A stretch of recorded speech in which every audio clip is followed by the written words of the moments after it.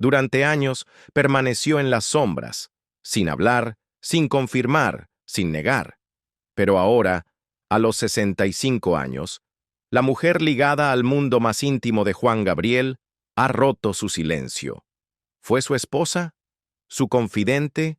¿O algo mucho más complicado? Mientras se disipan las guerras de herencia, los hijos secretos y las escalofriantes teorías conspirativas sobre su muerte, una voz callada ha dado un paso al frente, y lo que revela cambia todo lo que creíamos saber sobre el hombre detrás de la música. La despedida repentina y conmocionante. La mañana del 28 de agosto de 2016, el vibrante mundo de la música latina cayó en un silencio repentino. Juan Gabriel fue declarado muerto en Santa Mónica, California, a los 66 años. La causa, según el certificado de defunción, fue un infarto, específicamente atribuido a una enfermedad cardiovascular arteriosclerótica, agravada por diabetes mellitus de larga duración y colesterol alto. Ese mismo día, según los registros oficiales, Juan Gabriel le había pedido a su asistente un tanque de oxígeno. Aparentemente, estaba experimentando dificultad para respirar, un síntoma que se había vuelto más frecuente en los últimos meses. Horas después, al entrar al baño en su residencia frente al mar, se desplomó. Cuando llegaron los servicios de emergencia, ya era demasiado tarde. Ningún intento de reanimación tuvo éxito. La repentina muerte fue impactante, no solo por quién era, sino porque Juan Gabriel no había mostrado señales públicas de desacelerar. A pesar del deterioro de su salud, se mantenía desafiante. Estaba en plena gira Mexico es todo, un espectáculo de alta energía que celebraba la cultura y la identidad mexicana. Apenas 48 horas antes, había ofrecido un concierto ante un público lleno en The Forum, en Inglewood, California. Cuando se difundió la noticia de su muerte, fue como si el tiempo se detuviera en México. Las estaciones de radio interrumpieron su programación regular para transmitir sus grandes éxitos. Querida, hasta que te conocí, amor eterno. Las cadenas de televisión emitieron tributos especiales, repitiendo imágenes de sus actuaciones icónicas, entrevistas y hasta escenas de sus películas. Las redes sociales se desbordaron con mensajes de dolor e incredulidad. Millones compartieron historias de cómo su música había moldeado sus infancias, sanado sus corazones rotos y creado recuerdos inolvidables en bodas, quinceañeras y funerales. En todo México, surgieron vigilias espontáneas en plazas, parques y esquinas. La gente se reunió para cantar sus canciones, encender velas y llorar en comunidad. La pérdida se sintió profundamente personal. Para muchos, Juan Gabriel no era solo un cantante. Era parte de la familia. En una muestra extraordinaria de reverencia nacional, el gobierno mexicano organizó 2 homenajes públicos de gran magnitud. El primero se realizó en Ciudad Juárez, la ciudad fronteriza que definió la identidad de Juan Gabriel y donde comenzó su carrera tras una infancia marcada por el abandono, la pobreza y el paso por un orfanato. Decenas de miles salieron a las calles para recibir sus cenizas. El segundo y más prestigioso homenaje tuvo lugar en el Palacio de Bellas Artes en la Ciudad de México, un recinto reservado para los íconos culturales más preciados del país. El mismo honor había sido otorgado anteriormente a Frida Kahlo y Octavio Paz. Más de 700,000 personas pasaron a rendirle homenaje durante 2 días, muchas de ellas llorando abiertamente al acercarse a la urna adornada con rosas blancas. Mariachis interpretaron su música sin parar en las plazas cercanas y la televisión nacional cubrió cada momento en vivo. Y sin embargo, entre lágrimas y tributos, comenzaron a circular murmullos de duda. Un detalle clave en la versión oficial llamó la atención. No se realizó ninguna autopsia. El cuerpo fue cremado rápidamente, dentro de las 48 horas, antes de que pudiera llevarse a cabo un examen médico completo. Según documentos de salud pública del Condado de Los Ángeles, la familia no solicitó una autopsia, y el forense no la consideró necesaria debido a las condiciones médicas conocidas de Juan Gabriel. Sin embargo, dado el estatus del artista, muchos se preguntaron por qué se omitió un paso tan crucial. Aún más sospechosa fue la rapidez con la que el cuerpo fue cremado y repatriado a México. Algunos fans e incluso personas cercanas pensaron que la prisa fue excesiva, demasiado secreta, demasiado conveniente. Comenzaron a circular rumores de que, tal vez, la causa de la muerte no fue natural o que algo había sido ocultado, lo que no se enterró. Aunque Juan Gabriel nunca tuvo una esposa reconocida legalmente, una mujer, Simona, la pareja de su hijo Iván Aguilera, ha estado ligada a las revelaciones póstumas más explosivas sobre la muerte del ídolo. Pero aún más impactantes que sus declaraciones han sido las confesiones de personas como Silvia Urquidi, ex representante y amiga íntima de Juan Gabriel. En múltiples entrevistas desde el fallecimiento del artista, Urquidi ha trazado un panorama oscuro y perturbador de los días previos a su muerte. Asegura que, pocos días antes de morir, Juan Gabriel le confesó con palabras escalofriantes: «Me quieren matar». No fue un comentario aislado. El psiquiatra del cantante, el Dr. Gómez, quien lo vio apenas 2 días antes en Los Ángeles, confirmó que Juan Gabriel había expresado una profunda ansiedad, especialmente hacia su propio hijo, Iván, a quien acusaba de explotarlo económica y físicamente, obligándolo a seguir trabajando a pesar de su frágil estado de salud. 3 días antes de su muerte, Juan Gabriel colapsó mientras caminaba por la playa. Según Urquidi, a pesar de su condición evidentemente deteriorada, Iván se negó a llevarlo al hospital. El día de su fallecimiento, la empleada doméstica en la residencia de Santa Mónica supuestamente encontró manchas de sangre en las paredes del baño, un detalle espeluznante que nunca fue explicado en la versión oficial. Pero las dudas no terminaron ahí. El Dr. Gómez afirmó que el cuerpo fue llevado a un crematorio que nunca fue revelado públicamente y que desde entonces ha desaparecido misteriosamente. Además, Urquidi cuestionó si las cenizas presentadas durante el homenaje nacional en Bellas Artes pertenecían realmente a Juan Gabriel. Insistió en que la actitud distante de Iván y su trato frío hacia la urna levantaban serias sospechas. Según ella, solo Luis Alberto Aguilera, otro hijo biológico de Juan Gabriel, podría verificar la autenticidad de las cenizas. Más allá de las cenizas y la cremación, había secretos aún más profundos. El programa de primera mano reveló que Juan Gabriel padecía una enfermedad grave que requería tratamientos mensuales de filtración sanguínea, un procedimiento que implicaba extraer toda su sangre, limpiarla y reintroducirla en el cuerpo. Un proceso brutal y agotador que hacía del descanso una necesidad vital. Sin embargo, fuentes como la violinista y vedette Olga Briskin aseguraron que Iván supuestamente obligaba a su padre a seguir actuando, ignorando las indicaciones médicas de reposo absoluto. Silvia Urquidi ha llegado a declarar que ahora teme por su propia seguridad, dado todo lo que sabe. A pesar de enfrentar demandas y amenazas, sigue hablando. Y aunque niega con vehemencia la teoría de que Juan Gabriel fingió su muerte y está escondido, otros han tomado una postura diferente. En 2018, Joaquín Muñoz, ex asistente de Juan Gabriel, sorprendió a los medios al afirmar que el cantante seguía vivo y escondido en Morelos.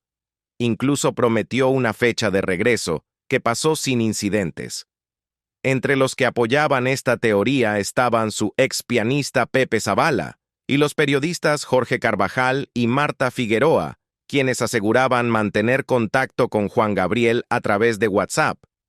Más extraño aún, comenzó a circular en línea un video manipulado en el que Juan Gabriel supuestamente se dirigía a sus fans durante la pandemia de COVID-19.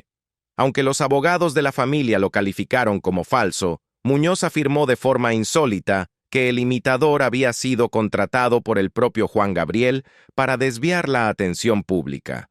Ninguna de estas teorías ha sido comprobada, pero las circunstancias extrañas alrededor de su muerte continúan alimentando la sospecha.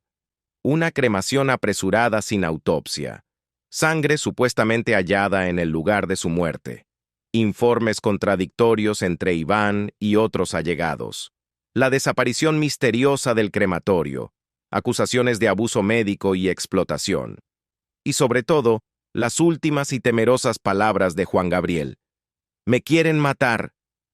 Tras su muerte, no solo se multiplicaron las preguntas, también los escándalos, batallas por la herencia, presuntos hijos ocultos, proyectos biográficos no autorizados y un allanamiento en su mansión de Ciudad Juárez siguieron al impacto inicial.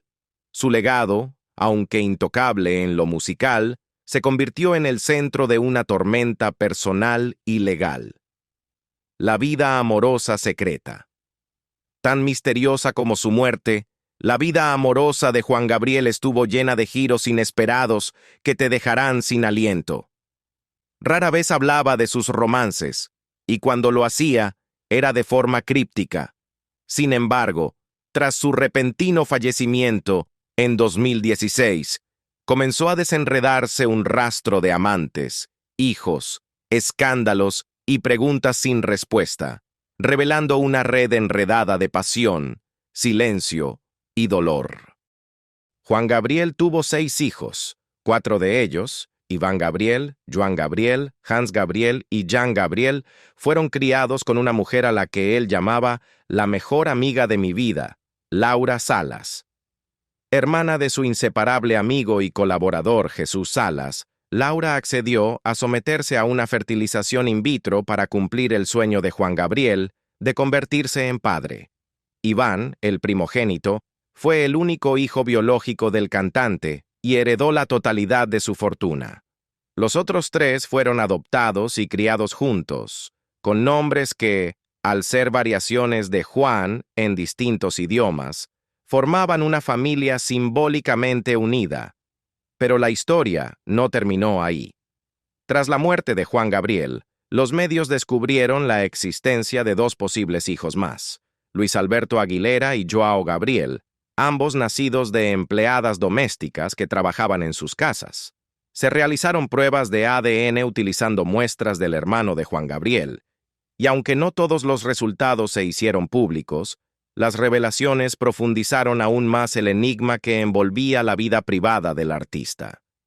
Durante décadas, la especulación sobre su orientación sexual lo acompañó.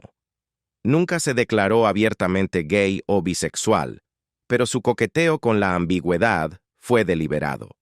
Cuando se le preguntó al respecto, respondió con una frase que se volvió icónica: «Lo que se ve no se pregunta». Fue a la vez una evasiva y una declaración, dejando que cada quien interpretara lo que quisiera. En 2008, la situación se volvió aún más turbia cuando su ex representante, Joaquín Muñoz, publicó un libro revelador titulado Juan Gabriel y yo. El libro alegaba que el cantante había mantenido múltiples relaciones secretas, incluyendo una profundamente trágica con un joven llamado Marco. Según Muñoz, Juan Gabriel vivió con Marco durante 2 años, hasta que el joven murió jugando a la ruleta rusa. Muñoz aseguraba que la desgarradora balada Amor Eterno, largamente atribuida a la madre del cantante, fue en realidad escrita para Marco. Otros supuestos amantes incluían a figuras como Leopoldo el Baby, Carlos el Portugués y Miguel el Tijuana, cada uno supuestamente inmortalizado en distintas canciones. Yo no nací para amar habría sido dedicada a Miguel. Te voy a olvidar, supuestamente escrita para Leopoldo. Quizá la acusación más escandalosa fue la de una supuesta relación con Antonio Junior Morales, esposo de su alma gemela musical y gran amiga Rocío Dúrcal. Esta traición, según el libro, destruyó su amistad para siempre. Los dos, que habían sido colaboradores inseparables y construido juntos un imperio musical, jamás se reconciliaron antes de la muerte de Dúrcal. Se dice que su ruptura definitiva ocurrió durante la grabación de uno de los videoclips de Rocío, cuando unas cámaras enviadas por Juan Gabriel la enfurecieron tanto que le prohibió el acceso al set.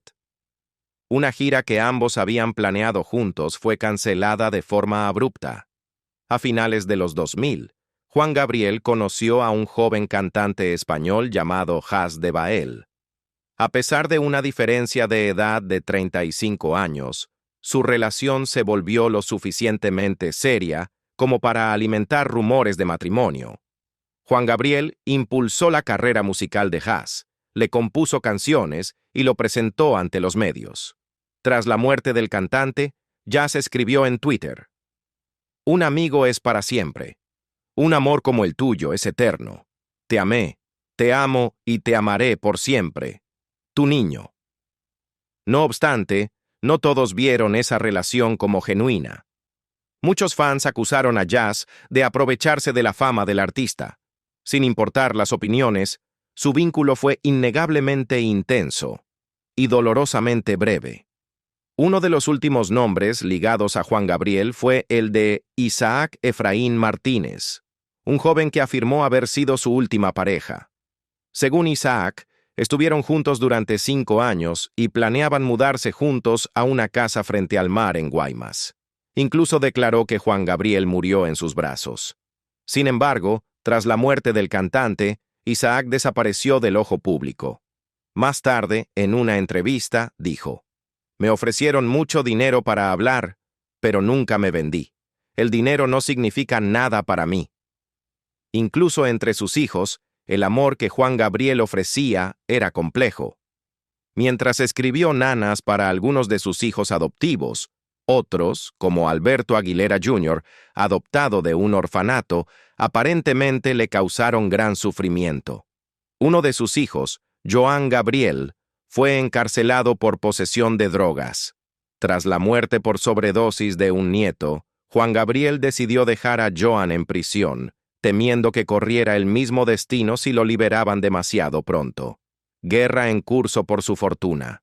Y la consecuencia de aquellos romances enredados y relaciones ocultas fue una implacable batalla por la herencia que estalló en el instante en que Juan Gabriel murió. En el centro del conflicto, una fortuna de $30 millones, un testamento impugnado, 5 hijos reconocidos, 2 más, que surgieron con pruebas de ADN, y una red de antiguos confidentes y familiares reclamando su parte del legado de El Divo de Juárez. En el testamento oficial de Juan Gabriel, solo un nombre destacó: Iván Aguilera Salas, el hijo menor del cantante y su mánager de confianza durante años. Como heredero universal, Iván recibió todos los derechos sobre los bienes del artista, el catálogo musical, las propiedades inmobiliarias y los derechos de imagen. Pero para algunos, esa herencia oficial parecía sospechosamente conveniente.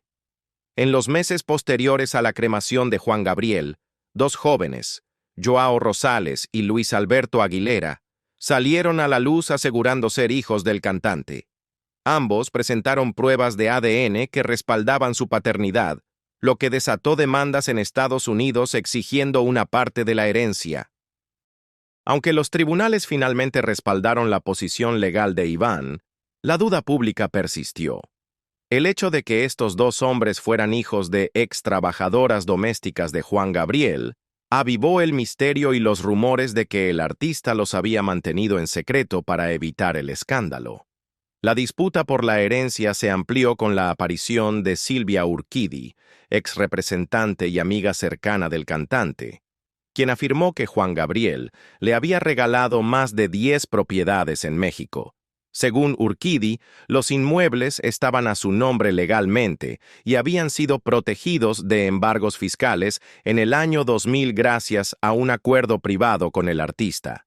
No obstante, los abogados de Iván alegaron que ella no tenía ningún derecho legal sobre esas casas e iniciaron una larga batalla judicial, que concluyó con la recuperación de varias propiedades a favor del patrimonio Aguilera. Ni siquiera los lazos de sangre fueron inmunes.